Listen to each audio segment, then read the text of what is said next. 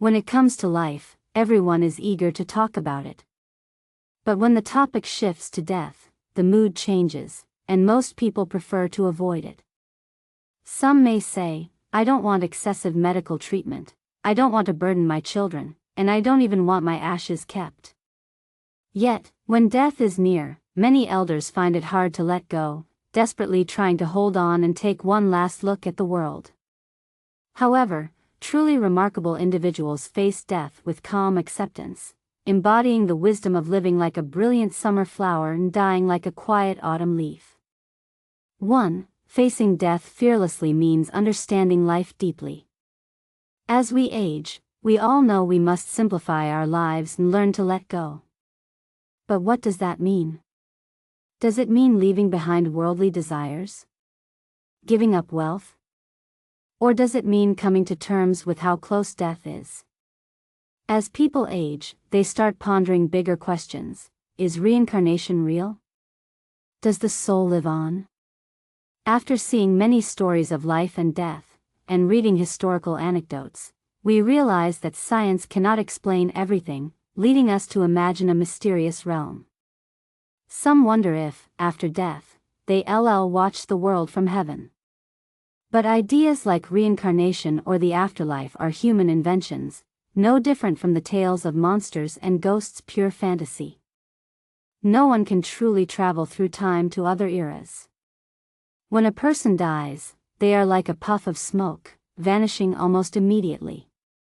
As the poet once wrote, "Silently I leave, just as silently as I came I wave my hand, taking away not a single cloud." I remember a neighbor, an elderly lady who fought with others over a small piece of farmland. One day she was alive and arguing, the next day she was gone. The hoe she used to claim her land was still there, rusting in the field, but the land itself had already become someone else's. This shows that she hadn't truly let go, her mind was still entangled in worldly concerns. Those who face death with calm acceptance truly master the art of letting go. They understand that life is just a process.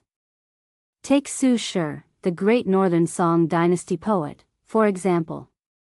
He experienced multiple exiles and even imprisonment.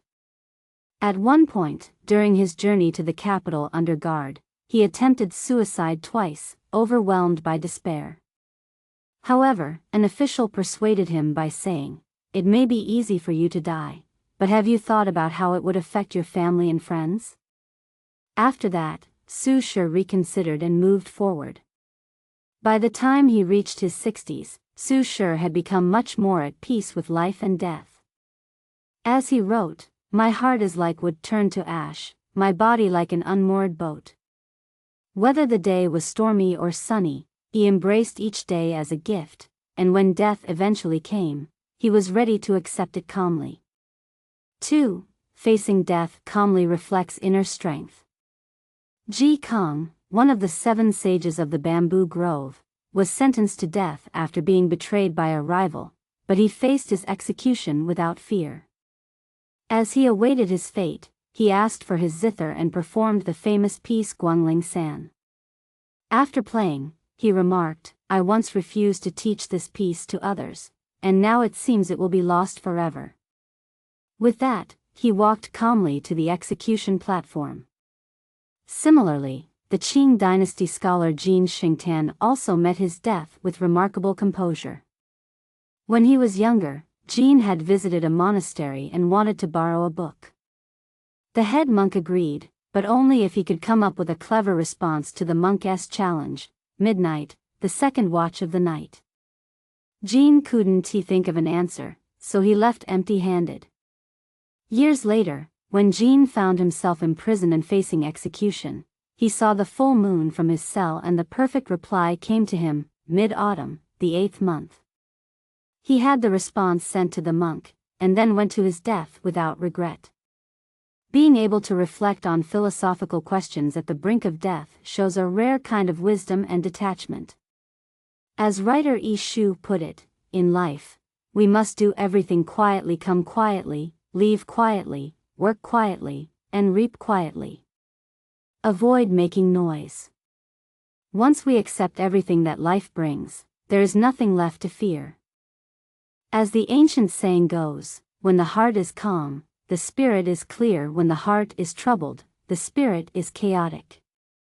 With a strong heart, a person remains steady, their spirit full of vitality. Even when facing terminal illness, they can still greet each new day with gratitude, viewing it as a bonus.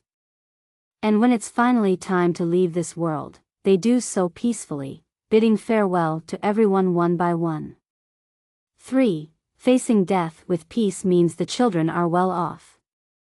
I once read the story of a woman named Meng Xiang, who had several intellectually disabled sons, none of whom were married.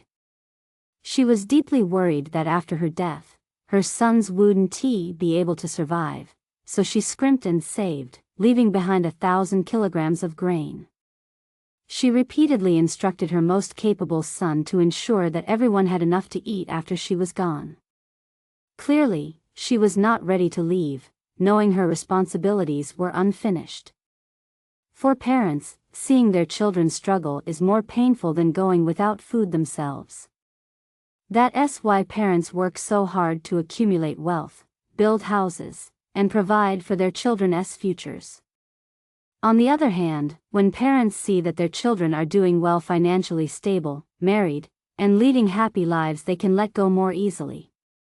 When a family is thriving, the elders' later years are filled with joy and satisfaction, reducing their attachment to the world and making it easier to face death with peace of mind. 4. The length of life is less important than its quality. Whether a person lives to be 70, 80, or 90 is not as significant as the quality of life they lead. A life lived with joy is a life gained, while a life filled with suffering is a life lost. Thus, rather than pursuing wealth, status, or extreme longevity, we should focus on cultivating our inner world and creating a harmonious family. Cherish your relationship with your spouse, help your children develop independence, read a few good books, and do some good deeds. Then, when death approaches, you can smile and say goodbye. As Zhuangzi said, why celebrate life or fear death? And as Feng Zikai wrote, do not fear the future, do not dwell on the past. If you can live like this, you will be at peace.